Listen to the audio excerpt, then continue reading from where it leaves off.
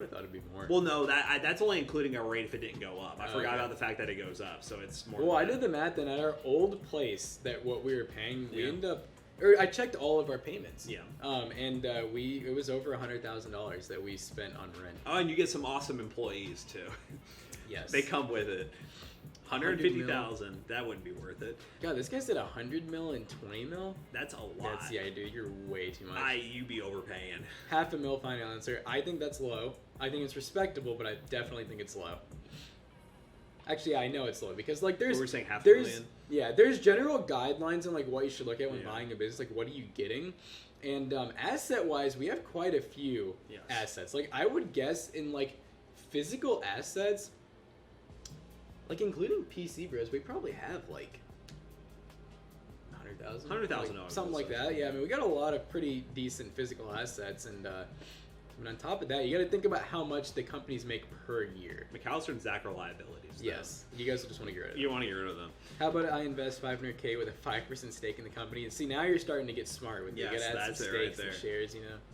That's a pretty small stake for that amount of money, honestly. They just throwing out numbers. You don't buy any business at 500. What do you mean? Is that too low or too high? Because like I said, I think that's low. That's.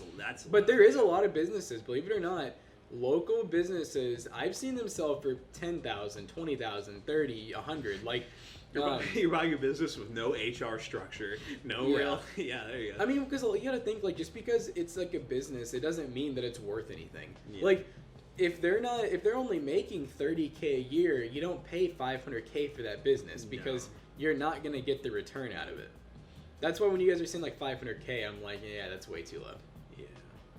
Any guess or when do you think the market will be better? I think we're going to start seeing stuff in stock at higher prices into this year, early next year. I'd take $500,000 and give someone 5% of it without even thinking. You can get a Chick-fil-A for $20,000. I don't believe that. Wait, are you saying Cyber Demon? Are you saying you'd give which one? Are you saying both? Because I'm that is not worth it. I'd take $500,000 or give someone 5% of it without even thinking. I don't think that the $500,000 is worth it. I think 5%. Because of how much they both make. We make that in a day. I was like, wait, what? But realistically though, when you look at how we're you gotta think about scaling too. Yeah. We are very well expanding for both businesses, no problem. So I don't know. The cheapest franchise to start was Subway. How much was it? I know you could buy Steak and Shakes. Remember they had the signs. They literally had signs. Are they ever gonna bring those back? Because I don't know. I think most of them are still closed. But they had signs on the side of their stores that literally said, "Buy a Steak and Shake for $10,000." Yeah, that's it. Okay, I'm out. All right, peace. Chick-fil-A's. Someone said $20,000. For a Chick-fil-A? Yeah. That seems low. So, because you're not really I mean, you're franchising. You have to buy all of your product and stuff from Chick-fil-A. And there's so many. Someone said $10,000. Well, I remember there was one thing that there's a certain percentage of sales you return to Chick-fil-A, and then they said a manager on average will bring in maybe they said on average it's $100,000 a year, but you're owning a Chick-fil-A, and there's a lot more that goes into owning a business than you might think. It's very. Well, especially I think a franchise is very because that's what Tom basically did with Sundeck. It's very wishy-washy at times with how the company treats you because they kind of own you in a sense. Yeah. Chick-fil-A gets a big cut. Yeah. Scotty, what's up, man? Northern New York, there was no Chick-fil-A's, and there's this guy who was basically a millionaire, and he was I want to open up one in Northern New York. The nearest one's an hour and a half, 2 hours away, and he did it, and it shut down after 6 months. He was this is an awful idea.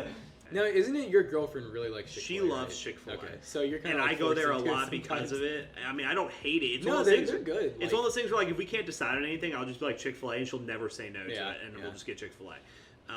But see, my girlfriend's a little cheaper, and she's more I'm Taco Bell, and she's oh, Taco Bell. Yeah. She's oh. I like Zaxby's. Zaxby's is good. That's pretty good. Is it weird? I don't ever crave Zaxby's. The thought of Zaxby's doesn't sound that good. The only time I go to Zaxby's is if I'm very hungry from leaving here, and I'm on my way home, going down a Baker, and I drive can past just keep going a little bit further. I'm just it's right there. Yeah.